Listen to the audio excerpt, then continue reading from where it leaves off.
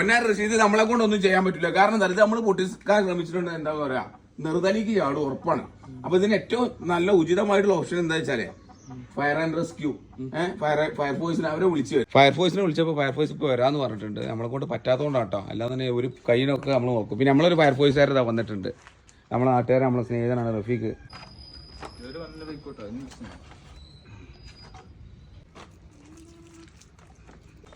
അതെ, നമ്മളെ കെട്ട് ശരിയായിട്ടില്ല, മജിദാക്ക് ഊരാൻ കൊടുക്കിട്ട് കെട്ടാണ്. അപ്പൊ പൊട്ടിച്ചാലോ പയ്യ? ഫയർഫോഴ്സ് ഉദ്യോഗസ്ഥർ വന്നിട്ട്